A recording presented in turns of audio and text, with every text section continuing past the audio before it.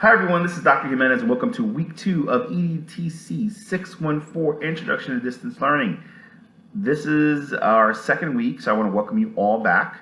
And more importantly, I am super excited for this week because we start getting into our course textbook, Clark and Mayer's E-Learning and the Science of Instruction, 4th edition, which you should have obtained by now, whether a hard copy, a Kindle copy, digital, whatever, as long as you have the 4th edition and above, just the 4th edition period, you will be in great shape because a lot of our questions are going to require the 4th edition. So if you don't have the 4th edition, and if it looks different from this, you might have a previous edition. Just want to point that out.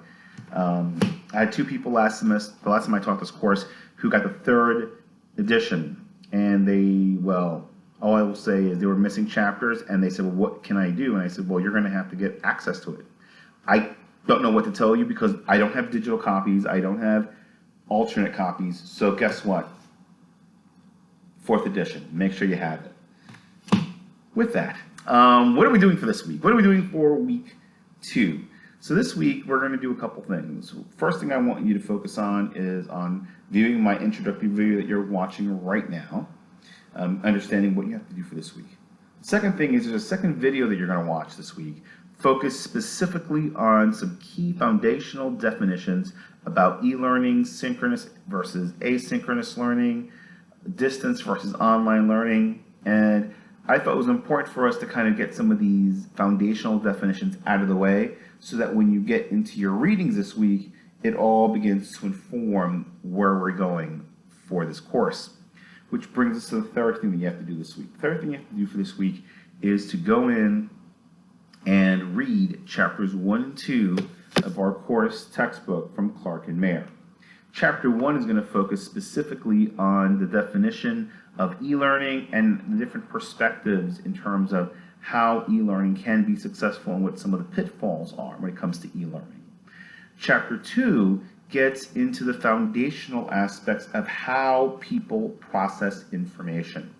For some of you that took my Learning Theories course, this might look a little familiar, Chapter 2, but it is going to be a very crucial piece for all of us to consider because it's going to talk a little bit about information processing. It's going to talk about how people process information and what goes into working memory at a very high level. And then it starts getting into the concept of cognitive load and cognitive overload and what that means. So be on the lookout for those topics. But my point to you is read chapters 1 and 2 so that you can go into your 4th item of the week, and that is the discussion board questions.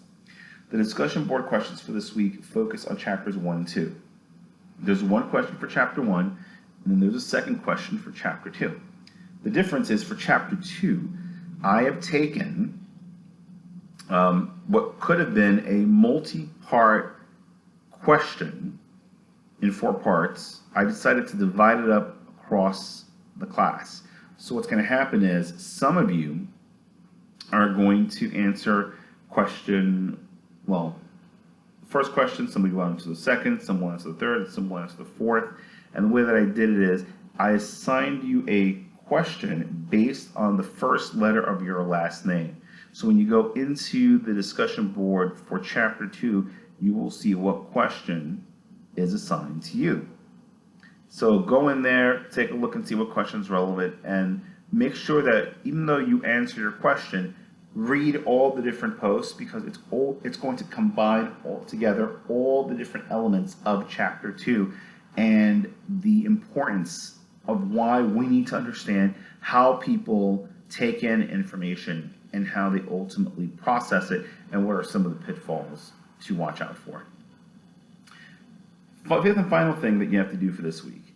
I have put together a sign-up sheet for Project 1 where you get to choose which topic from a list of topics, and it's all based on chapters 5 through 10 of our class textbook.